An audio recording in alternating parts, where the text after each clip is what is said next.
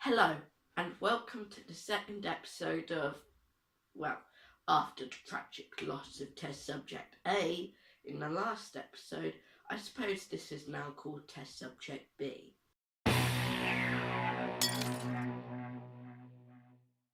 In this episode, I'll be explaining Newton's 3 laws of motion with the help of my assistant, test subject B, and a high-powered paintball gun. So let's start with a little bit of information about the star of today's show, Isaac Newton. Newton was a physicist and mathematician, known in his time as a natural philosopher. Like Jesus, he managed to have a birthday on December the 25th without actually being born on December the 25th.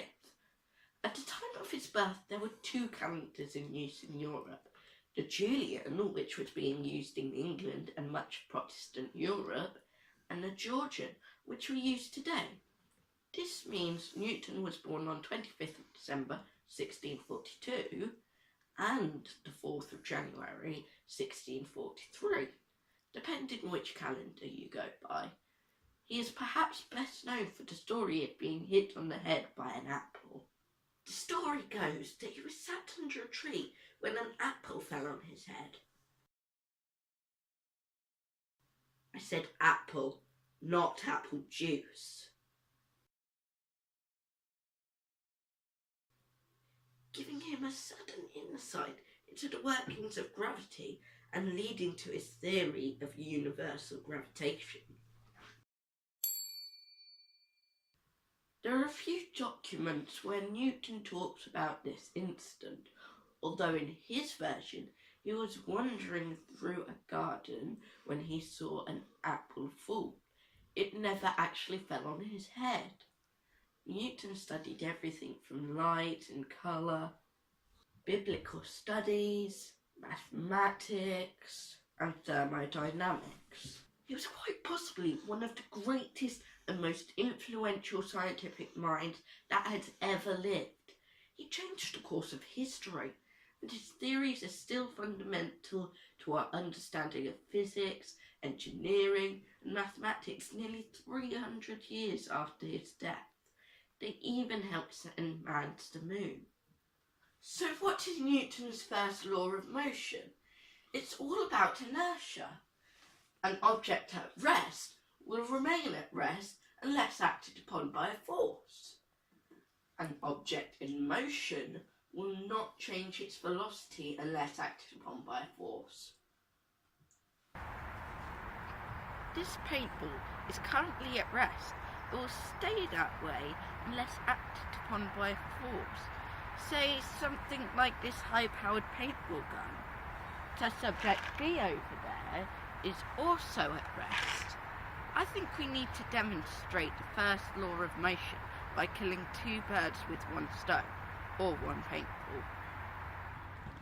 As you can see, the paintball had a force act upon it, so it was no longer at rest.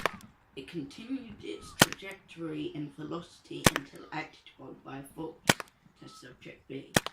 Test subject B manages to demonstrate both parts of Newton's first law by changing the velocity of an object in motion and being acted upon by a force so that he is no longer at rest.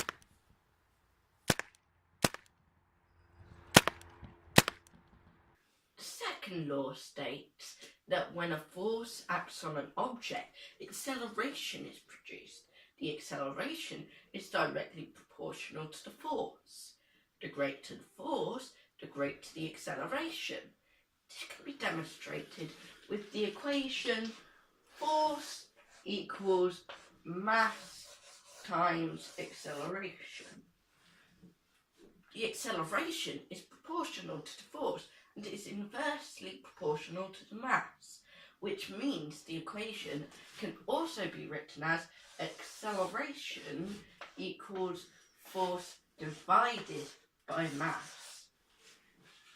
This is useful because it means it is possible to find out the rate at which an object is accelerating if you know its mass and the amount of force being used. This paintball has a mass of 3 grams. gun has a mass of 1 kilogram and is being fired using compressed air at 300 psi, which is the equivalent of 21 kilograms. If we add these two together, then we have the force being applied, which is 24 kilograms. So now if we divide the force by the mass, we get a result of 733.3 reoccurring meters per second. So every time I fire this gun, the ball leaves the barrel and accelerates towards test subject B and hits him at a speed of around 90 meters per second, which is pretty fast. The third and final law of motion is one we all know. For every action, there is an equal and opposite reaction. A rocket pushes off from the Earth with its thrusters, and the Earth pushes back with an equal and opposite force, making it take off.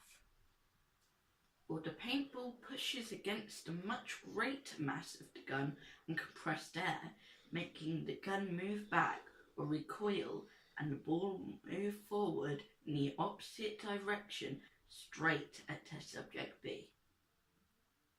Test subject B currently seems to be obeying Newton's first law of motion and will not stop running until acted upon by force. If you see him, please trip him up in the name of science and bring him back. I'll be back with more science as soon as I find another test subject.